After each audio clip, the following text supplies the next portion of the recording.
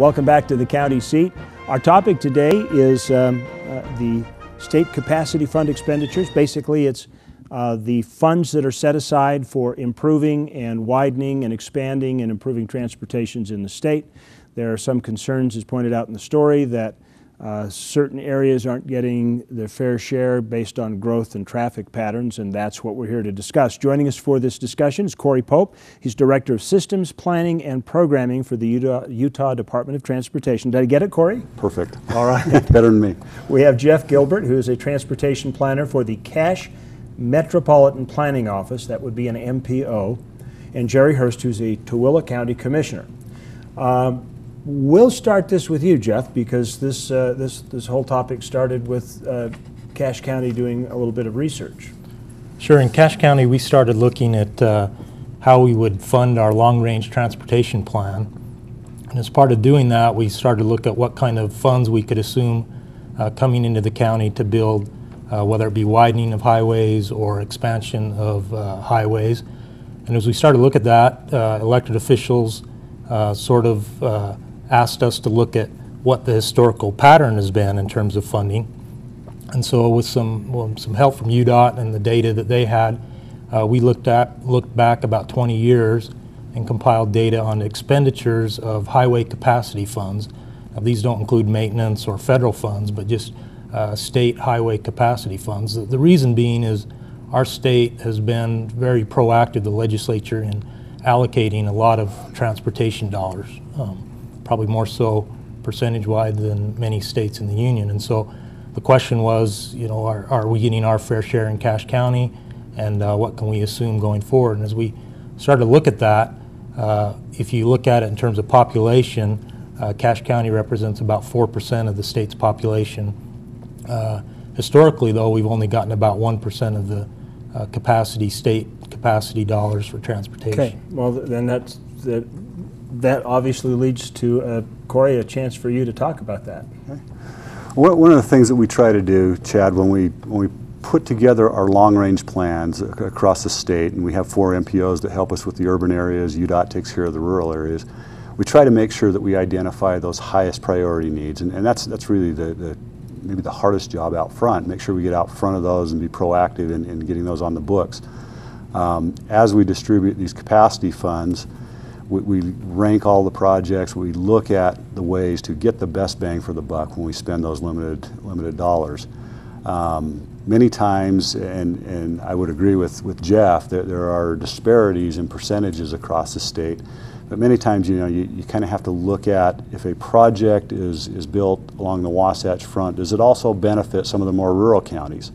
One of the comments I heard, we've done some projects on US 6 that take traffic down into southeastern Utah, and one of the comments we heard from some of the rural counties in southeast were that was their highest priority, is improve US 6 so they could get commerce and recreational, that type of thing. So sometimes you kind of have to step away from just the dollar amounts, just those percentages. I think our commission does a great job of taking the information that we give them and putting those dollars to the best use overall for the state. White. So that would lead me to a question for you, Jerry. Tooele County has emerging transportation problems within the county, but it's not like on one of those major corridors of travel like US 6 would be. You know, how's your county, Tooele County, look at this picture? Well, we've got a couple of different, we're kind of a diverse county. We've got the valley, Tooele Valley, which is quite urbanized. We've got 4 major towns or cities in that valley. And we've only got one north-south corridor to get us in and out of the county, mainly towards the Salt Lake County. And so that road gets quite packed. We did some work on 36 a few years ago, and that helped greatly, but that's a temporary fix. So we're looking at doing another north-south corridor we're going to call the Mid-Valley Highway to help distribute the traffic. And one of the big problems is we've got huge trucks going right down Main Street in Tooele, and that causes a lot of impact, you know, on the roads and on the traffic patterns. So.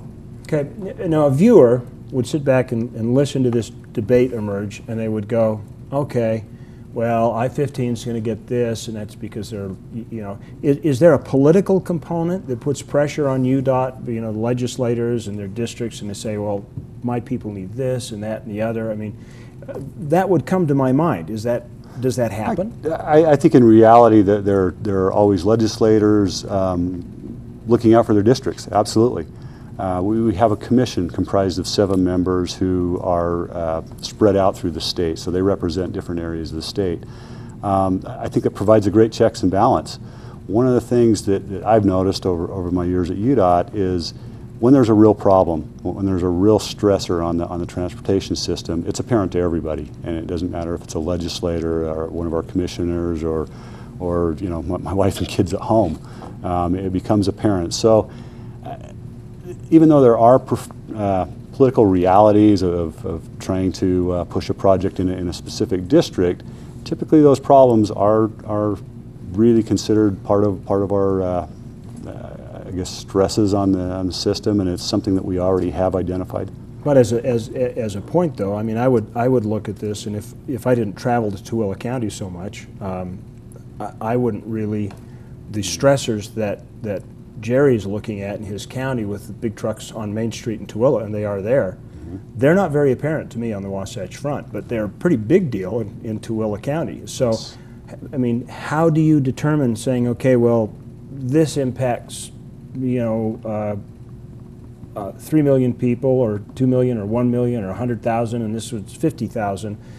But does that, is it how many people it impacts? Because it sounds like they've got some real stress out there. Yeah, and there's no doubt the county, Tooele County, for many years has been looking at this and anticipating growth and planning for different parallel routes out there.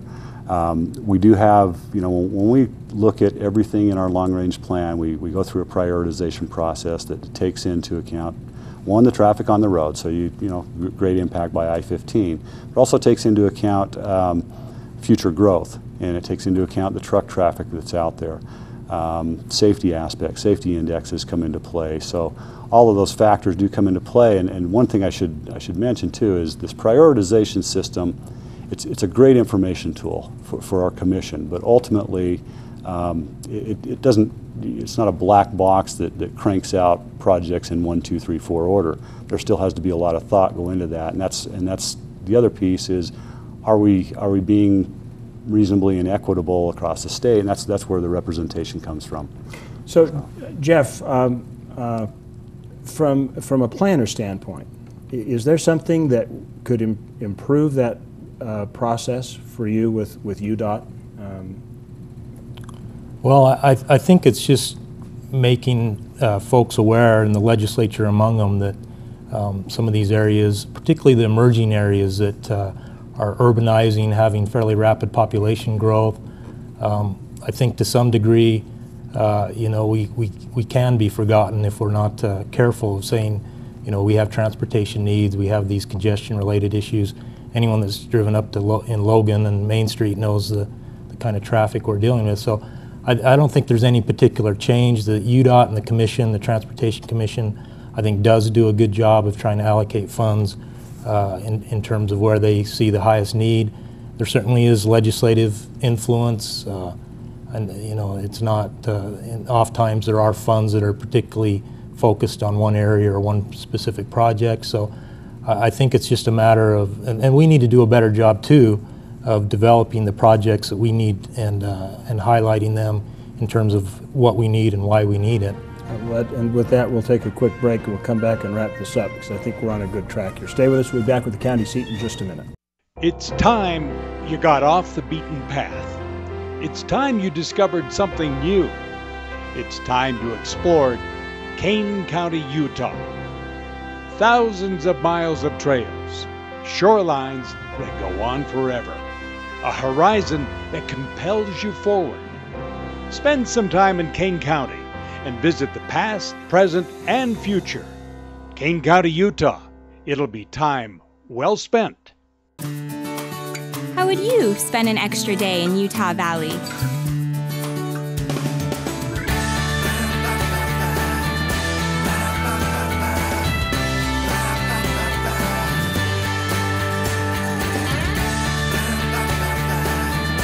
Stay one more day. Visit UtahValley.com to make reservations. Utah Valley. Bring everyone together. Take a look. Take a glimpse. Take a peek.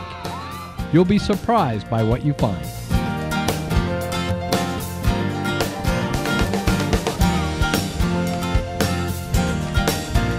Check us out at DeseretPComplex.com. Our phone number is 435-843-4020. Adventure, beauty, excitement. Tooele County Parks and Recreation, bringing communities together.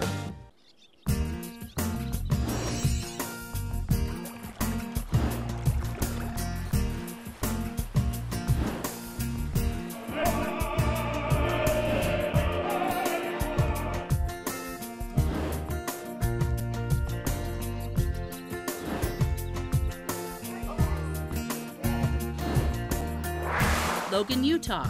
We've got it all and so can you. It's in your own backyard.